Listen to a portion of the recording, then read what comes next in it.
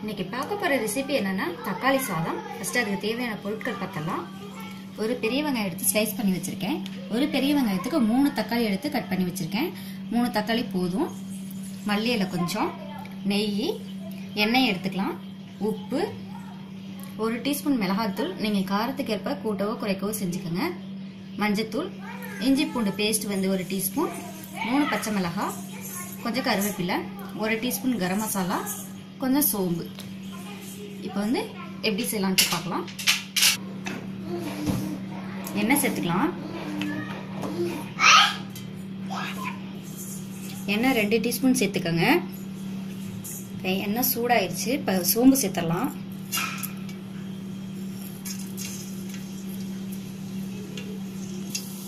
சோம்பு வெடிச்சிருச்சுங்க. இப்போ வந்து கருவேப்பிலை சேர்த்தலாம்.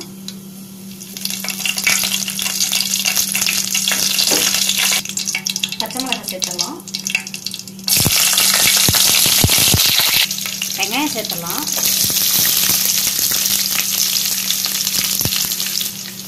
வெங்காயம் வந்து நல்லா ஒரு சாஃப்டா வதக்கிக்கலாம்.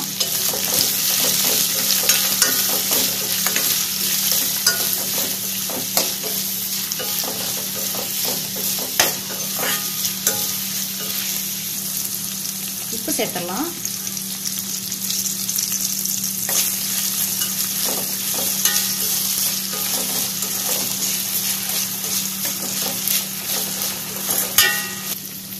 வெங்காயம் வதங்கிடுச்சுங்க. இப்போ வந்து இஞ்சி பூண்டு பேஸ்ட் சேர்த்துடலாம்.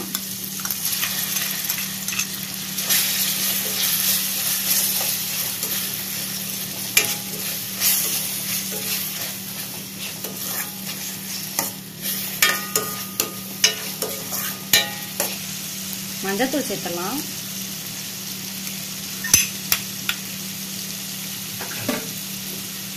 கரம் மசாலா, மிளகாய்த்தூள்.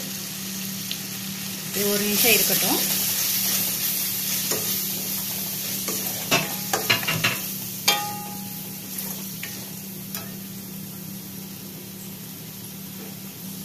இப்போ தக்காளி சேர்த்தலாம்.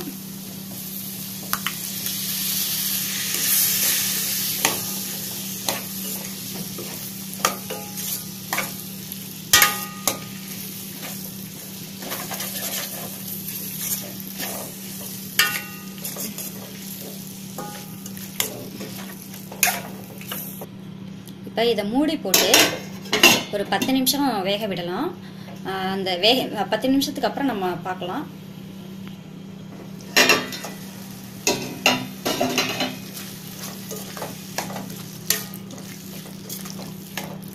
தக்காளியை நல்லா இப்படி மசிச்சு விடுங்க.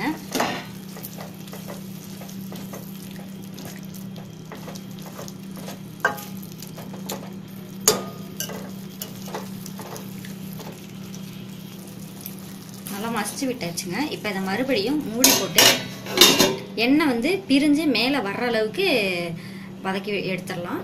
இப்போ வந்து நான் சிம்ல வச்சிருக்கேன்.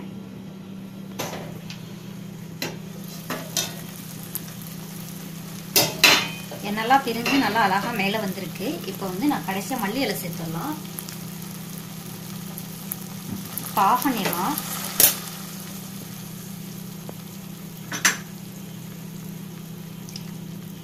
இப்போ நான் சாதம் வந்து நான் வேக வச்சு எடுத்து வச்சிருக்கேன். நான் நார்மல் ரைஸ் தான் எடுத்திருக்கேன். நீங்கள் பாசுமதி அரிசி கூட யூஸ் பண்ணிக்கலாம். இப்போ இந்த சாதத்தை போட்டு இதில் மிக்ஸ் பண்ணிடலாம். நெய் கொஞ்சம் சேர்த்துக்கலாம் கடைசியாக. இதை நல்லா மிக்ஸ் பண்ணி விட்டுருங்க.